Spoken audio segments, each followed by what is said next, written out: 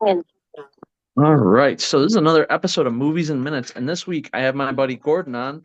Gordon, um, the first thing I always ask people before we get going about the trailers that I sent you for this week is, what kind of movies do you like? Like, what kind of things? For me, my favorite kind are actually Yeah. like fantasy because that's my favorite Okay. genre of literature as well. So like, Lord of the Mm-hmm. Rings type stuff, Mm-hmm. like that. I also do like superhero stuff. Like I like the Marvel and the DC stuff. Don't say I'm kind of behind on a lot of that stuff. I do love Star Wars and like science fiction as well. Yeah. Not as much into the horror, even though I know a couple of the ones were, but it's not that I like totally won't Mm-hmm. do it. It's just not something my wife and I usually do. But I still think, I mean, obviously we'll get into it in a bit, but the trailers you sent me, I definitely think that both of the horror movies that were on that do actually look kind of interesting. All right, So, that's fair enough. So sci-fi fantasy. I'm just trying to think, because like even though it doesn't like whatever my guests like don't always necessarily fit in with what's going that week. If ever like something pops in my head like while we're talking, maybe you have something upcoming, I try to steer you in that direction. Um, there is a cool one actually coming out at the end of this month. It's called The Creator, and it's kind of like a sci-fi movie about like you know, how we kind of have like AI like in our phones and things, but it's like what happens if we let AI like take over like a space station to help control the world, and what happens when that AI decides to like level a city with like a nuke, and it's like it's almost kind of like Terminator in a way, like remember okay. like everyone's afraid of like Skynet, but the robots don't have like people faces, so you could tell them apart from people. So but apparently the AI in this movie are working on a weapon, and I guess the resistance or want to get their hands on it before they like totally get like destroyed. And Oh, wow. that's something coming out at the end of the month. And I think it's they said it was done by the same director as Rogue One. So Okay. That's pretty so cool. That definitely might be something worth checking out. yeah. So as far as the ones that we were looking at today, yeah, you did point out two of them are horror movies. What was the first trailer I sent you today? The first trailer was It Lives Inside or something along those lines, I think was what it was called. And Yeah. it's actually interesting because obviously it's a horror film, but one of the things that really struck me was that it's not just, it doesn't seem like it's your typical like run of the Mhm. mill horror film. It seems like it's actually might even have something to do with getting into other cultures and nationalities because I noticed that a lot of the Mhm. cast seemed like they were, I'm not like, I'm pleased, I don't want this to seem racist or it's just a knowledge, but it seemed like they were either Middle Eastern, possibly Muslim, Pakistani, Indian, like Indian or something along those lines.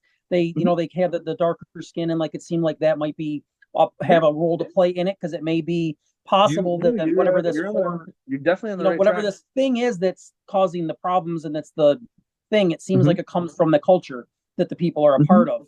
And I find that fascinating because I like cultures and I like history a lot too, which we didn't get into with the other like the genres of movie, but that's something that's always been a big thing for me. So even if Hmm. something's a little bit outside of my normal realm of like what I would watch, if it hits one of those other things that are interest, then sometimes it would be something that might draw me in to check it out. And I was definitely my interest was piqued on that one because of Yeah. that. Plus, it seems like almost like it's like cursed object kind of thing too, which is an interesting idea in a way. Like it's like there's a vessel that's holding some kind of evil spirit.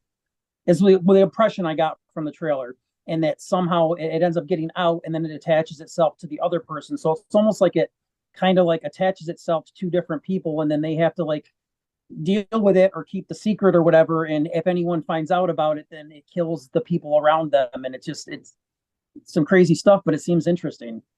You're very intuitive, my friend. This is one of the reasons why I wanted to have you on. You're great at like taking the information that you're given and like weeding through. You're 100% right. It does deal with culture. So specifically, a lot of the characters are Indian, and the culture specifically, it kind of relies on like the Hindu religion and demonology and spirits related to like Hindu. And when I sat down and watched it, I'm always looking like I am a horror person myself, but I mean like with any genre, when you watch something, you want new things, right? You don't want to see the same old. Yeah. And this movie, you hit it on the head. It's very much not your typical horror. It's not something you've seen before. I couldn't quite tell you the exact nature of the demon, basically because of the fact that this type of thing's not usually shown in film. And I think that that's great. Like, I love having that air of mystery. even by film's end, if I'm not 100% sure of what I saw, that's okay. You know what I mean? Like, Yeah. gives me something to look up on my own, or just, if there's ever a sequel, possibly. Don't want to.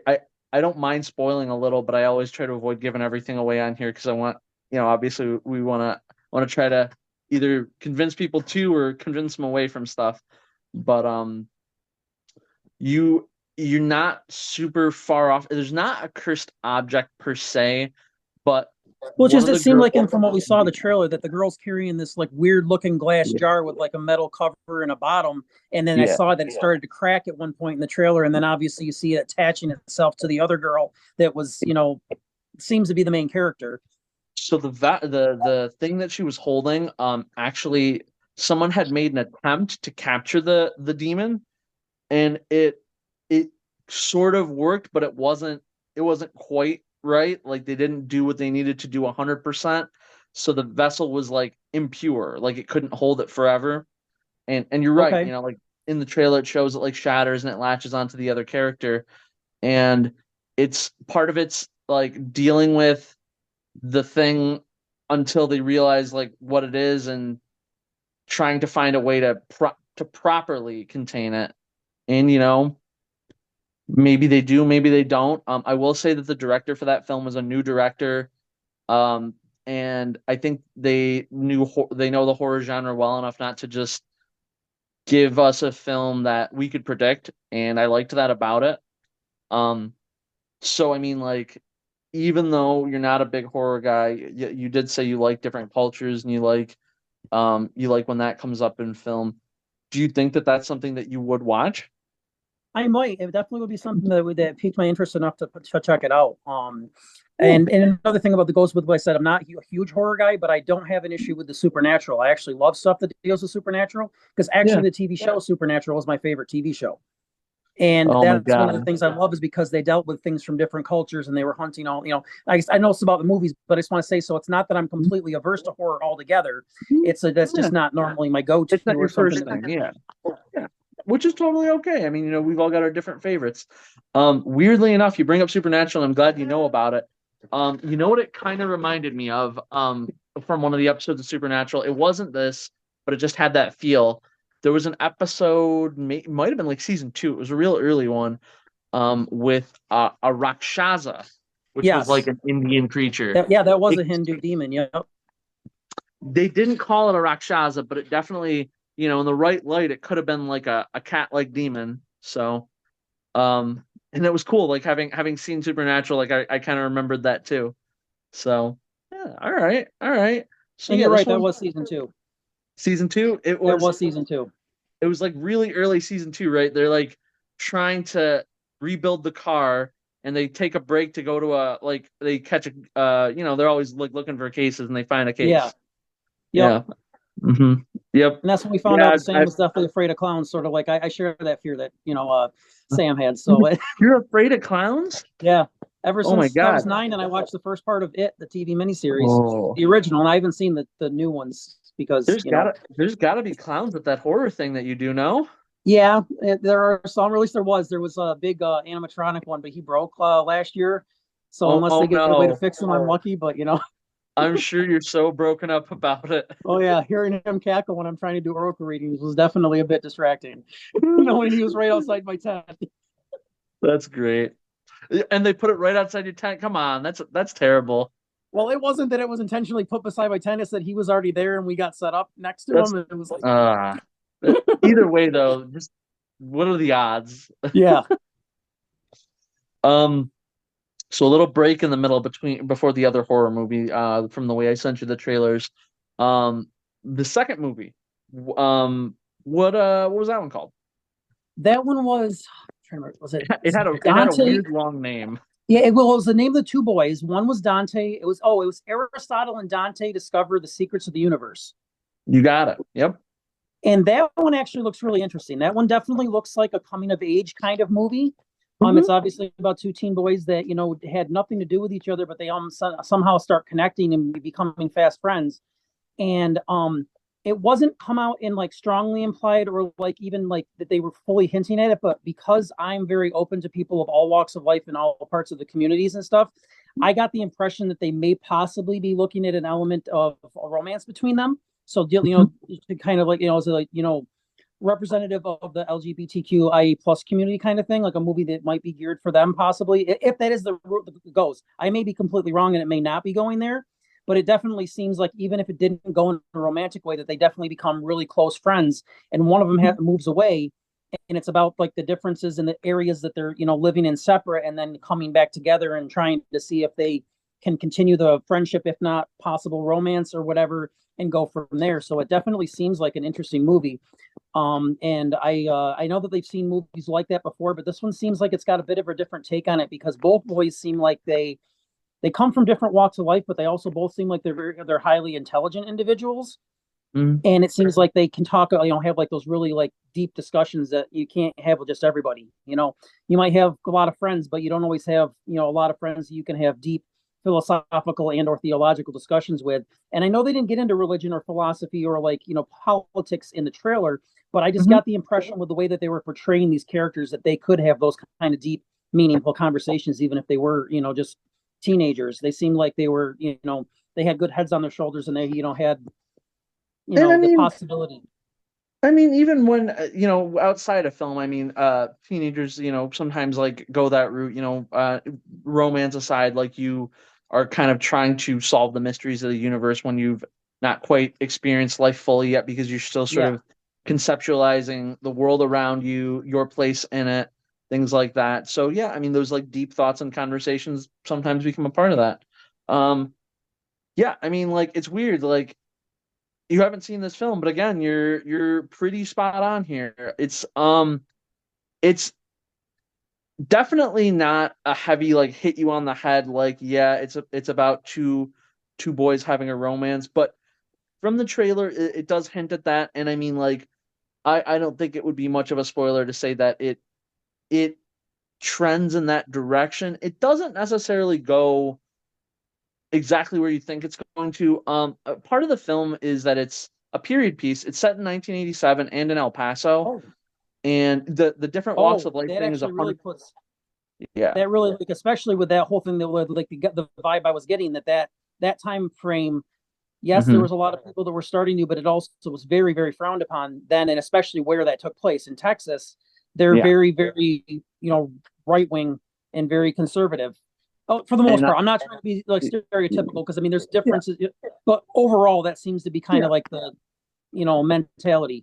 you're not wrong. You're not wrong at all. And I think they did that. They set the time period for this story in that time on purpose and where for that reason.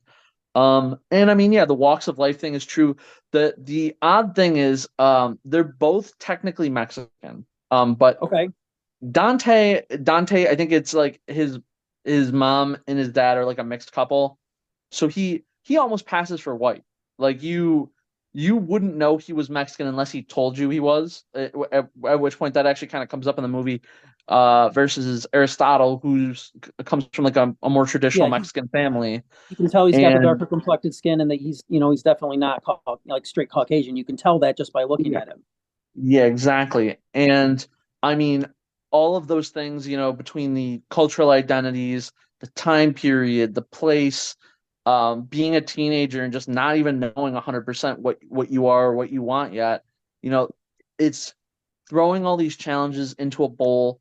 And again, it doesn't start out necessarily about romance. Even just like trying to make friends, as a Yeah, teenager can be hard, and one of them's kind of more of a loner, and one I think is slightly more mature in so much as he's a little farther along. He knows a little bit more about what he feels, what he likes, and just those two together, and then kind of against the world.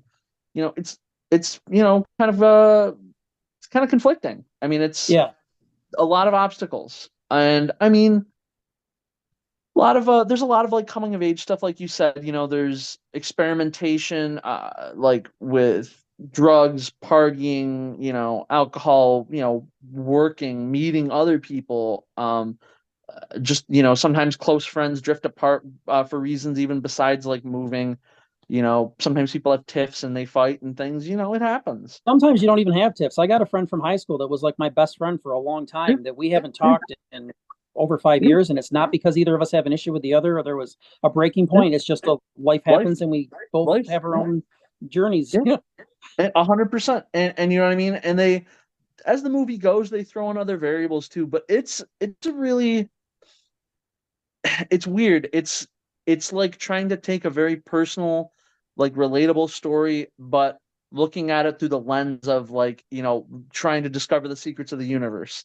And it's kind of it's very good. I would highly recommend it to anybody. I mean, regardless of somebody's sexual orientation, I think it was a great film. Um, and yeah, I mean, like you hit most of those nails on the head. I feel I like a mean, lot of times yeah. today, especially, even though it's Mhm. becoming more mainstream and more accepted, that there's still not enough representation for people of Mhm. the community because they're already ostracized as much as they are because they're different and because, it's not Yeah. what everybody else considers to be normal and all that fun stuff.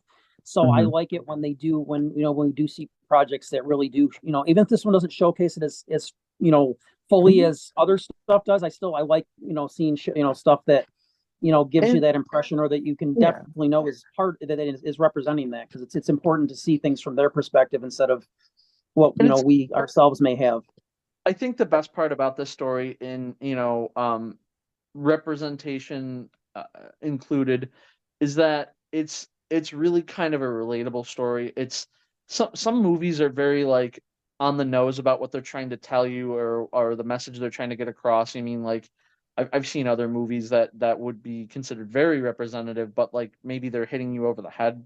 There was Okay. a film I saw. I can't remember if it was early this year, late last year. It was called Bros, and it was like a gay romance movie, but like Oh, okay. the whole film was like the protagonist like worked for an LGBTQI museum that was being built in New York City, and they were Okay. like trying to get other exhibits together. So like the whole film had representation, but at the same time it was very straightforwardly like you knew exactly what was going on, and life isn't always a straight line. You know what I mean? Like No. stuff just happens along the way, and this movie is kind of like that. Like I said again, regardless of the things that we've talked about, I would say that the film doesn't end where you think it's going to necessarily, Okay. and it's a good thing. I mean, like life in movies, the best kind of movies and stories to me are the ones that I can't sit down and watch the trailer and predict every single beat. If there's still things to surprise me, good. You Yeah. know, gives you a reason to watch. Well, exactly, So, because if it's like completely mhm. predictable just from the trailer, then what's the point in spending your time and your money to go see it if you Right. already know what's going to happen or can figure it out without too many clues? Right, and it saddens me because some trailers give away too much these days. And I saw something this afternoon. Actually, it's not one of the movies that we're talking about today, but and they showed you like all the funniest moments in the trailer, and then you sit down and you watch the movie, and you're like, okay, well, I already got all these laughs in the trailer, so now there's nothing to really laugh at in the movie. Yeah. So, and that's unfortunate. But so the first one it was like a maybe, like you might consider watching it. How about this one? Does this seem like I something that definitely like see this you one would? being one that not just myself, but I would think that both my wife and my daughter could probably would be one that we would all like. So, All right, because awesome. my daughter's 13 and she's definitely in that trying to figure herself out and everything and seeing Exactly. things from different perspectives and it might be relatable to her. So I definitely think that that would be Very much a so. good thing for us all to go see. Yeah, totally. It came out. I think it technically came out Friday. I'm not sure if we got it here in like the Utica one. If I see it, I will shoot you at Showtime. I ended up seeing it out in Syracuse. Okay. Um, but yeah, definitely. All right, that's good. That's something that you'd see. Um, I think right now where we're at too, and I forgot to say it for the first one. So I think the It Lives Inside I gave 4 stars too. Okay. And this one I also gave 4 stars too. There's I almost would have given this one a 5, but there's a reason I didn't, and I can't mention it until after you watch it because I don't want to spoil Okay. it. That's But fair. there was the best way I can put it is, when you're shown a character in a movie and you get a sense for who they are, their beliefs, their things, and then at a later point in the movie you get something that maybe contradicts that. I worry a little bit that maybe somebody dropped the ball. Like, you went out of your way to establish this character as like very much against this or for this thing, and you know the like when the character doesn't match up to that when given an opportunity later, I'm like, it's very weird. Very weird Okay, that unless they give you an so, actual legitimate reason that could explain the right, change. I right. can see where And you're coming from it's on that. so and again, like, it's not like a not by any means do I think that it makes the movie worse. I think it maybe was just like a minor thing some director or writer somewhere just kind of like didn't think 100% about how they should have a certain character or characters react to some stuff. And I mean, if I could give them feedback, maybe they'd look back on it and be like, huh, yeah, okay, I can see that. But still, Yeah. though, that one's really good. The last trailer, what was the last one? Back to The our last horror. one was yeah, it's another horror one. It was the Nun 2. Now, I will say going into it, I never saw the first one. And it's Fair enough. considered a sequel. And I never saw any of the Conjuring movies, which it kind of alluded to It the is part fact of that it. it's in the universe or whatever. Hmm. So I Hmm. don't have any basis of comparison as far as like where this one's going, if there Hmm. are overlapping characters, or Hmm. the big bad or whatever, if it's supposed to be the same or something similar that ties to them. I don't have any, basis for that, but I, kind of know like the premise seems like it's, basically an evil spirit that takes the shape of a nun, or maybe it was a nun that was evil in life, and she's just her spirit is that, toxic that it's sticking around and causing havoc and haunting people and killing people because it Hmm. definitely gave you the impression that it was harming if not killing multiple people in this church that it was Oh present yeah. in. And there was a girl that was young, like I don't know if she was, I couldn't tell if it was just like a almost like a situation where it was like a Catholic school or a Christian school, Mhm. and it was the church that was attached to it, and it was like classes, or if it was like young girls that were aspiring to become nuns, because I don't know what the age group is that when they like make that decision and actually go into the Mhm. convent and all of that. So I'm not sure what the case was, but you could tell that there was one girl in particular that kind of was figuring out there's something not quite kosher, and she was feeling the bad vibes, and she kind of knew something was wrong. And then Mhm. it looks like she's the main character that comes back as an adult and is now a nun, and she's trying to deal with and figure out how to like just dispel the evil once and for all, is what it seems like.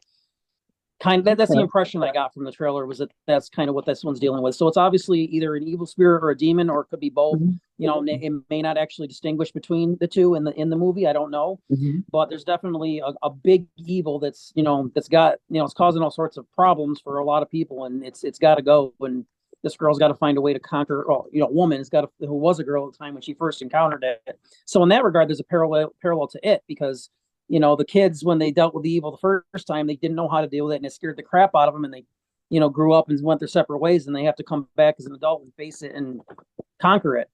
And I can see a parallel there with just the impression I'm getting from the trailer, that that's kind of where they're, whether it was meant to be, like they said, that was an influence or not, it just, that's a parallel I'm seeing as a possible, that could have been a reference or an influence for it. I think, given not having seen the Nun one or any other Conjuring stuff, that's not a bad take to take away from it. I mean, a lot of that is true. Um, if if you had seen the Nun one, so the girl, the woman that you see that's dealing with the stuff, she was in the first one. She was in a like a, I don't know what you want to call it, a sisterhood. I see. It's weird. The film doesn't do a good job of just distinguishing convents from like monasteries, because in the first film she's in like Hungary, and like is with a bunch of like grown nuns, like, that just like live secluded from society. And in this one she's kind of moved on from what happened in the first movie, and they call this a convent because it's like the girls are school-aged girls going to school, and it is attached to a chapel church type thing, but they're not necessarily like in the seminary yet, like they're just little Okay. girls. um there is a demon. The demon has been in other Conjuring movies, and it is chosen to take the form of a nun as like a slight against God. Be like, if I'm gonna like terrorize your things, I'm gonna take on like one of like the holiest things I could look like, in man's world. And so it is a demon. It's tough. I mean, sequels are hard, especially when you haven't seen the originals. But the other way I kind of look at it, I mean, the movie itself, like regardless of the fact that if you've seen them or you haven't, it does take a few minutes over the course of like maybe the first 20 minutes or so, and kind of like peppers in little conversations and things that sort of recap the first one. No, it doesn't do it like in like an exact like verbatim, like this is exactly what happened, but like it's more like context clues, like, hey, did you hear about this thing that happened up at this place in Hungary, etc. Yeah, do you know who the nun who did that was? No, no. And like Yeah. the main character sitting there listening to them tell stories. She's like, oh, good, they don't know it was me. Like I transferred here and they have no idea, kind of deal. And like other little details come up. So one could almost watch it without watching the other, but truthfully, like it's a pretty solid sequel. Like it carries on from the original, and I find it weird sometimes when they do sequels like that and hope that they're gonna get like newcomers like to a film that you've already got like built-in information on. Like why do you think that it would appeal to somebody to go see a two that wouldn't have seen a one? It's Yeah. tough. Some sequels are like standalone, like they won't give you a number. It'll be like, you know, I don't know. They'll name like it'll carry the same first name of a movie, but like a different subtitle, and then like you'll find out later, like, hey, I could watch this without having watched the others. Cool. Well, that And kind of happened in with, I mean, this is talking old school, but Halloween series, like the classic traditional one and two carried on the story of Michael Myers. Three had absolutely nothing whatsoever to do with Michael at all. It was some yeah, weird thing with a candy company and weird shit they yeah. were doing. And Did you then do you and know then the four do you know on, the story behind that?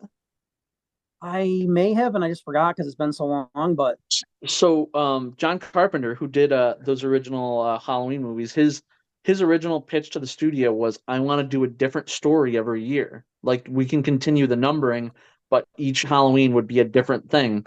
And after Halloween one, there was such critical praise for like the Michael Myers thing. They're like, well, can you do a number two, but that continues it? And he's like, ugh, fine, I'll do it. And then after number two, like he's like, I'm putting my foot down. I want my sequel that's unrelated. So that's and then but they carried the number for Season of the Witch. And then after that, like they started doing them without them because everybody's just like, what is this? This isn't Michael Myers. We don't want this. Even though it's not a bad movie, it's just not. It has, like you said, it's got nothing to do with the other Halloweens. yeah, So then they went back to Michael Myers for like 4 through, I don't know, 12, however yeah, many I'm not more even we sure got. how many they're up to at this point. But 4, 5, 6. Yeah, it's 11 of them was the last one. Um, but yeah.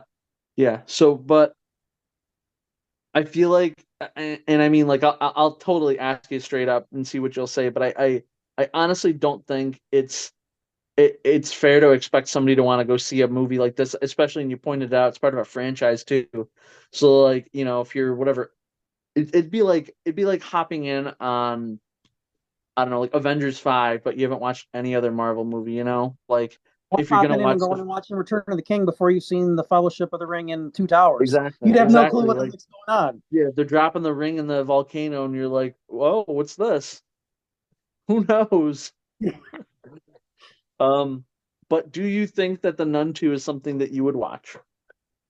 Probably not, but I definitely think it might be something that, if people talked about it enough, or if I had ever made the decision to see the other ones, then maybe Yeah, I would probably, yeah. possibly go see it, or, catch it on It's streaming or something. But I'll say this, it's not a bad entry into the series. But at the same time, it's nothing spectacular. This one, out of the three movies this week, I gave a three to.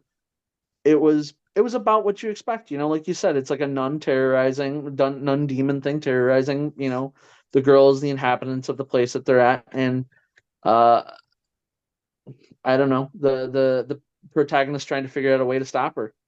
And maybe they do, maybe they don't. I mean, I'm sure if I were writing a franchise, I would never 100% count any characters out because you never know when you'll need them again. Exactly. I mean, especially in a situation Mhm. like that, you said this is a franchise. They've already had other ones, and it's in the Conjuring universe, which I know they've had a Yeah. bunch of those. Yeah. They're probably not going to want to completely eradicate the Mhm. evil in one of these because then they don't have the Mhm. option of bringing it back. They have to create something new. So here's what I can say, and I mean, I don't know if it would really be considered a spoiler or not, but The Conjuring 2, so this Conjuring movie is set in, or this Nun movie is set in 1956. Okay. Um, the second Conjuring movie, I believe, is set in the 70s, Okay. and this So this same this is taking place earlier than at least yeah. the second Conjuring, if not even the first, possibly. Yeah. I want to say most of the Conjuring movies are set in the 70s at various points, and then like the rest they kind of just like shoehorn in it in random spots in the timeline. Like the Nun ones are set, I think, earlier than anything else. Um, but this same demon is the main protagonist in number two, which I mean, like, it's been out for years and years, so it's not a big spoiler to anybody watching this. So all I can really say is, even if they somehow defeated it, maybe they didn't because it pops up in 20 plus years later. So, Yeah. but that's totally fair. And I again, like I said, I kind of figured, not having seen the franchise, it's not something I would expect somebody to just randomly want to say, what, I'm gonna hop in on this like 10th entry I into mean, this if I was a franchise. straight up horror buff, I might consider it, but because Yeah, that's not my go-to genre, it's probably not going to be something that I'm gonna, take the time or spend the money to go see. But of course. And I would be shocked if you told me that you would, given what I know about you now. Um, before I let you go, the way I usually end too is I know what type of movies now that you've said you're interested in.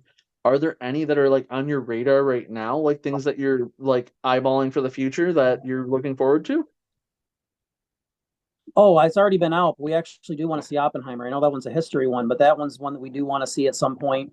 Yeah. Still very, very on the fence. My wife has no interest. I'm still on the fence about Barbie just because of all the stuff that's been, and even your review. I'm like, Mhm. that there's got to be something awesome about this if it's getting all these rave reviews, making all this money, and if a guy that I know and trust gives it a really good review, there's got to be something to it. So that's definitely something that I'm probably going to wait till streaming, but it's still one of Yeah. those of I kind of want to see it just because I'm curious what the heck the hype is about. Yeah, I mean, Um, this one they'll probably stretch out in the theater as long as they can, especially like as of the last time I checked, which was a couple of days ago, it is the 15th highest grossing film of all time now. oh wow, It's yeah, so it's just under Avengers 2. that's Um, crazy. it's it's got to make another $100 million to beat out Avengers 2. Wow. Um, yeah. So I mean it could do it though. I mean Yeah. it's soared past everything else in history. Um, it's a fun watch. And I did give it a high rating. The one thing I will say, and this may be different for other people who watched it. I could probably have watched it the one time, and I probably don't need to see it again. Like if they did a sequel, I'd like rewatch it to prep for the sequel. But if they never did another Barbie movie, like the one time watching it, enjoying it, like it'd probably be enough for me. It's not a Um, rewatch kind of thing in your opinion, from your perspective, for unless me, there's a reason. Yeah. yeah, for me, I mean, I'm sure there's probably people that have gone and seen it a bunch of times, like multiple times to like up that box office number. There's probably people that could like quote the movie verbatim. I would say that it's worth a watch. Okay. I don't know that there's anything inherently like theater worthy about it, like effect wise. Like Oppenheimer, if you get the chance, man, like I don't know how much longer that one's gonna hold out in theaters, but that one's definitely worth seeing on the big screen, like especially for like some of the effects. Like it's just it won't look as good at home. Barbie, I can't say the same thing about. Like I can't think of anything like effect wise that like you'd lose by seeing it on the small screen. Okay. So there's that. But yeah, I mean, I would say at some point, give it a whirl, even if it's I Yeah. don't know what streaming services you pay for. I would say with some fair certainty that'll probably be on HBO Max since it's a Warner Discovery company and they own Barbie. So Okay. Another one um, that I'm interested in seeing, even though I haven't seen some of the other stuff that might tie to it, because I'm way behind on Marvel stuff, I mhm, would like to see the Marvels because I loved the TV mhm. show Ms. Marvel. I thought that the Captain Marvel movie was really good. Plus, the character was good in the Avengers movies that she was in. I don't know who the other woman's supposed to be because I've never read comics, but Hmm. the third one, but I still think it looks interesting. And I, like I said, I loved what they did with Kamala Khan's character in the show of Ms. Marvel. So So I'm interested to see how they're going there's to go with it. really only a few things that you need to probably have seen for the Marvels to just be like a seamless watch. Captain Marvel, like you said, you've seen. Um, Miss Marvel, like you said, I mean, obviously for the Kamala stuff, I'm also a big fan of her. So the third actress, she was in WandaVision. Okay, I Um, haven't seen that. all right, that's fair. So WandaVision was like the first Disney Plus show that came out, and something happens to her during that gives her powers.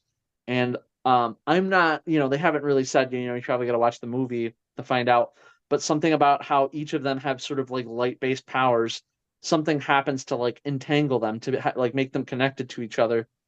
It probably won't happen until the actual movie, but I'm sure it's not it.